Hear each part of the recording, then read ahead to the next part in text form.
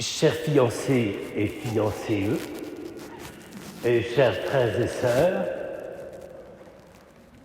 aujourd'hui, nous lisons un texte assez étrange. En effet, est-ce que vous vous êtes posé cette question?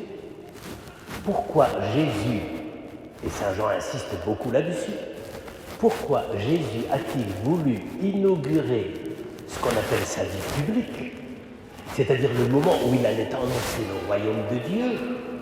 Pourquoi a-t-il choisi la fête d'un mariage? Vous allez me dire, bon, c'est parce que l'occasion, la coïncidence était là et qu'il lui ouvrait les bras. Et donc, il s'est dit, quitte à faire, je viens d'avoir quelques disciples, il faut que je leur montre que j'ai des relations et qu'on a des amis avec lesquels on peut fêter une belle fête et qu'au fond, mon ministère et mon travail d'annonce du royaume, qui n'est pas si facile que ça, eh bien ça commence quand même par un bon petit moment inaugural.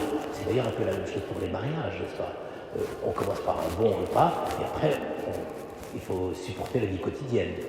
Ben, au fond, Jésus aurait eu le même réflexe, mais je crois que c'est un peu différent. Et c'est même très différent.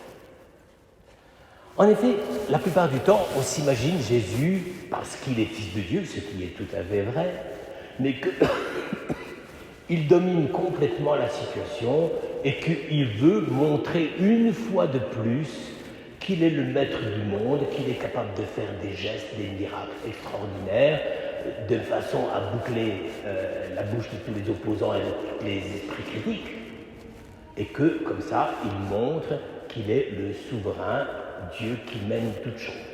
Et donc, il aurait presque deviné qu'il y avait ce jour-là un mariage à Cana. Il s'est dit, eh bien, j'y vais.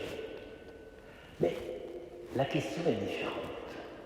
Est-ce qu'à votre avis, Jésus est entré dans le processus de la fête des noces, qui durait quand même une semaine, n'est-ce pas? Il fallait avoir du temps libre, hein, c'était pas, les RTT pour les mariages étaient beaucoup plus conséquents qu'actuellement. Mais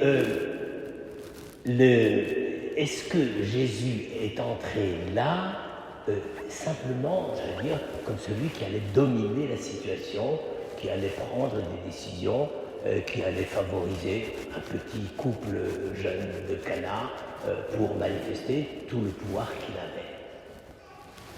Personnellement, je crois que c'est une erreur. Il ne faut pas essayer d'imaginer Jésus comme quelqu'un, si je puis dire, qui domine la situation.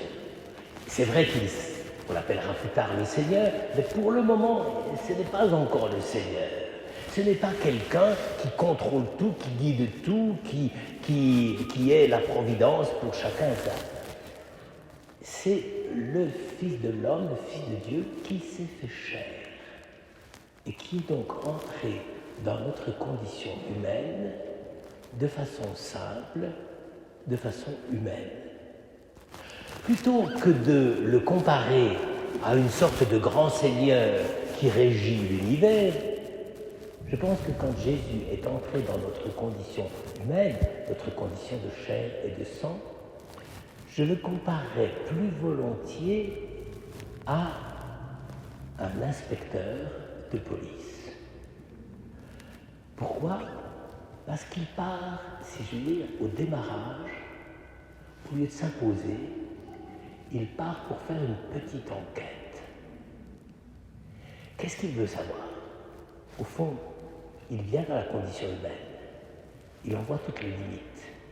Il en voit aussi toutes les difficultés à vaincre les différents obstacles qu'il peut y avoir dans la vie humaine. Mais en même temps, il se dit, où est-ce que, dans quelles conditions, je peux le mieux possible faire passer mon amour? Voilà la question. En réalité, Jésus est là comme un enquêteur. Il voit les hommes, il voit sans doute une société qui n'est pas plus édifiante que la nôtre, hein, il ne faut pas se faire d'illusions. Et il se dit, mais dans cette société, livré à tant de difficultés. C'est à cette époque-là, on ne le sait pas tout le temps, on ne le dit pas tout le temps, mais c'est la première mondialisation avec l'Empire romain. Eh bien, dans ces difficultés à la fois économiques, sociales, il y a des révoltes, il y a des gens mécontents.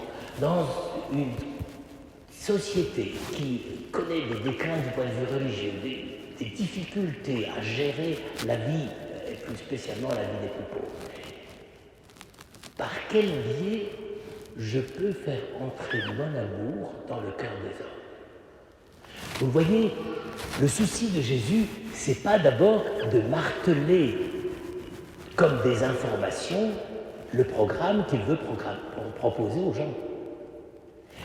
Jésus n'est pas une sorte d'idéologue qui mettrait tout son talent à faire se répercuter sa parole avec tout le brio de nos chaînes de télévision, enfin, si tant est qu'il y ait du brio là-dedans,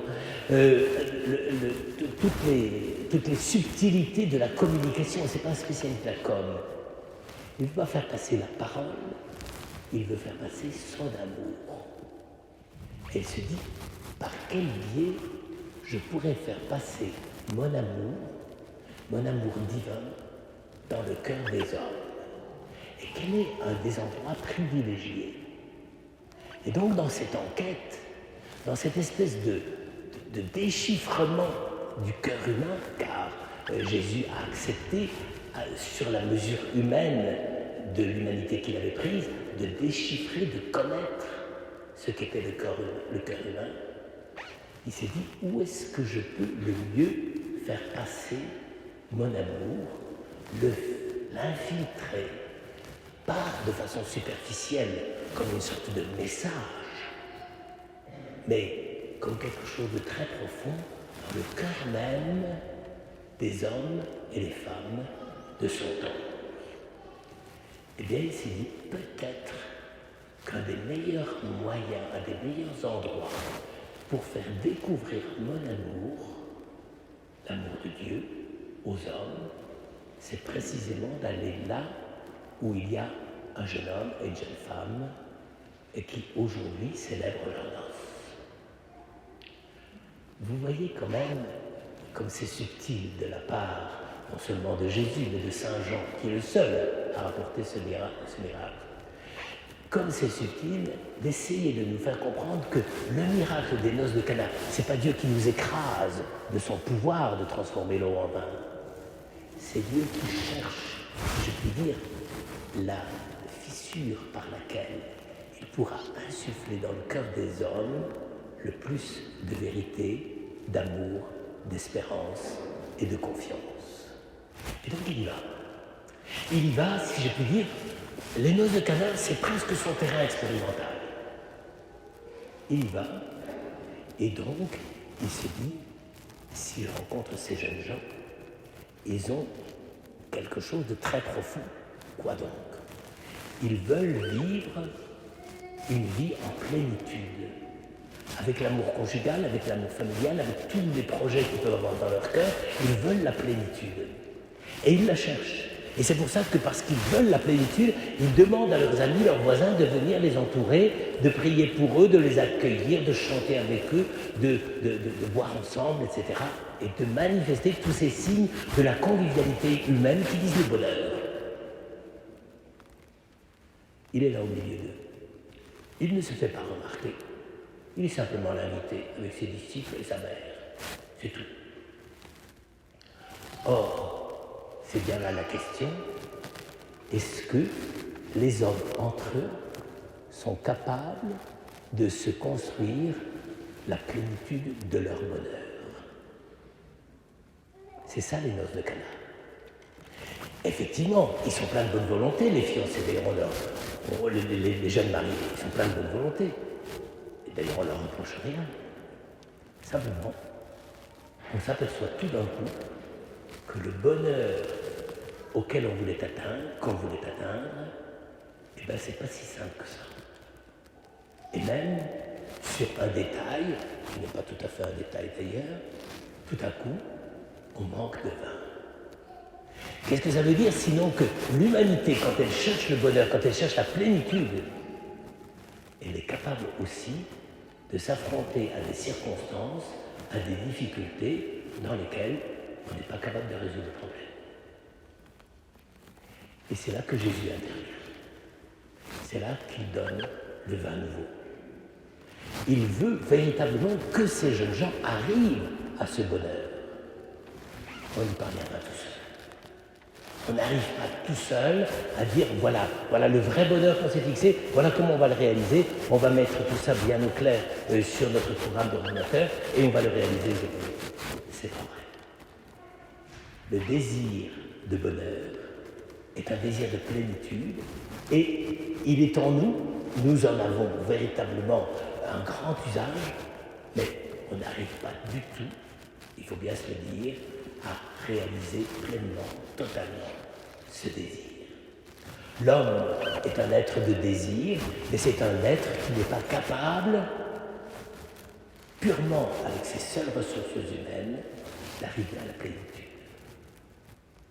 Et alors à ce moment-là, Jésus se paye le luxe d'un geste qui montre quand même que lui veut que l'homme arrive à sa plénitude. Et c'est le geste de l'eau changée en vin. Aucune description, aucune indication chimique sur l'opération, rien du tout. L'eau est changée en vin et tout à coup, personne ne sait d'où ça vient. Même le maître de repas, celui qui est chargé d'aller chercher les jarres de vin, en réalité ne sait pas d'où ça sort. Alors ça aussi, c'est drôlement intéressant. Car Jésus veut effectivement que le mariage soit réussi, totalement réussi, réussi même au-delà de ce que les jeunes mariés voulaient. Mais il est réussi, sauf que Jésus n'a pas voulu dire ce qu'il avait fait. C'est dans le secret du cœur des jeunes mariés et de tous les convives que la joie du vin nouveau va ramener la fête et lui donner sa plénitude. Frères et sœurs, c'est une très belle parabole du mariage. Le mariage, c'est le désir de la plénitude. Les noces, c'est le fait que l'homme et la femme découvrent dans cette rencontre qu'ils ont faite, ils découvrent les possibilités, non pas de changer le monde, parce qu'aujourd'hui on est beaucoup plus modeste vis-à-vis de ces grands projets, mais on découvre simplement une sorte de plénitude à laquelle on aspire à travers tous les éléments qui constituent la vie conjugale et familiale. Donc le désir de la plénitude est bien là. Mais en même temps, on est toujours amené à reconnaître les limites. Notre désir est grand, mais notre désir ne peut pas arriver à la plénitude de lui-même. Et à ce moment-là, c'est là que Dieu dit, eh bien voilà, vous ne vous apercevrez peut-être de rien, peut-être que vous ne saurez pas comment j'ai changé l'eau en vin, l'eau qui était dans les jarres, mais au fur et à mesure que vous grandirez dans cet amour que vous avez découvert, eh bien je vous promets que je serai là pour vous donner le vin nouveau. Eh bien, c'est pour ça qu'aujourd'hui on est rassemblés. À la fois ceux qui vont se marier et ceux qui sont déjà mariés, des fois depuis très longtemps. Mais, j'allais dire, le témoignage que nous pouvons donner, même si la vie conjugale n'est pas toujours l'idéal et qu'on sait très bien qu'on n'est jamais tout à fait à la hauteur, il y a quelque chose d'une confiance et d'une attente profonde qui fait la réalité même de ce que nous voulons vivre, de ce que nous voulons partager. Et cela, c'est chaque fois, pour chacun d'entre nous, pour ceux qui vivent la grâce du mariage, c'est ça, le miracle de Cana.